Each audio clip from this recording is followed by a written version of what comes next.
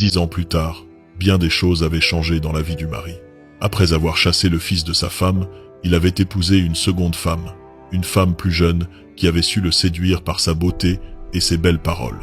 Aveuglé par son amour envers elle, il décide de signer avec elle un contrat de mariage en communauté universelle, mettant tous ses biens en commun. Pendant quelques années, tout semblait aller bien, mais peu à peu, la nouvelle épouse révéla son vrai visage.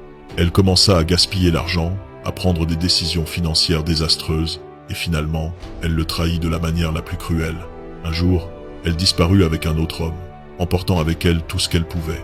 Grâce au contrat de mariage, elle réussit à s'approprier la quasi-totalité du patrimoine de l'homme, les terres, les commerces, les économies.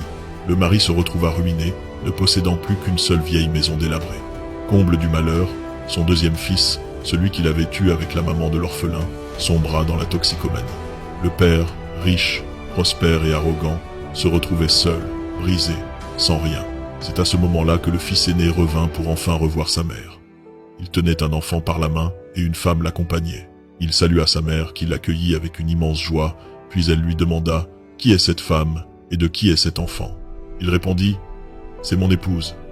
Et voici mon fils. » Elle demanda, stupéfaite « Mais comment as-tu pu te bâtir une vie alors que tu n'avais ni argent ni toit ?»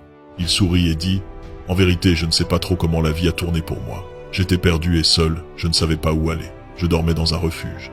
J'ai raconté mon histoire au responsable du centre d'accueil.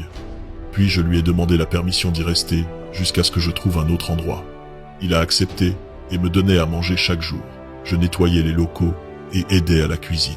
Un jour, le responsable est tombé malade et m'a demandé de le remplacer pour accueillir les nouveaux arrivants. Depuis cette nuit-là, je me suis occupé de l'accueil. Les gens ont commencé à se rapprocher de moi. Tout le monde m'aimait et me respectait. Ensuite, ils m'ont proposé d'épouser une jeune femme orpheline qui n'avait plus que sa grand-mère. J'ai accepté. Et la communauté a pris en charge toutes les dépenses. Peu de temps après, la vieille dame est décédée. Ma femme a hérité d'un terrain de sa grand-mère. Je l'ai cultivé. Notre situation s'est améliorée et nous avons prospéré. Avec le temps, j'ai acquis beaucoup de terres agricoles. La mère pleura d'une intense joie et sut que ses espoirs s'étaient réalisés.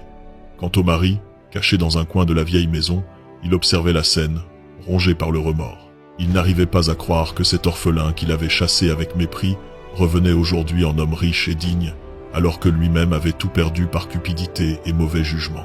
Quelle belle histoire! Le destin donne à qui il veut et prive qui il veut. Il a souri à cet orphelin grâce au soutien de sa mère et à sa persévérance, tandis qu'il a retiré ses faveurs à celui qui avait manqué de cœur et de discernement. L'histoire est finie, mais son message demeure. Cet orphelin, que l'on croyait être un lourd fardeau, est devenu une bénédiction et une source de fierté grâce à l'amour et à la patience de sa mère.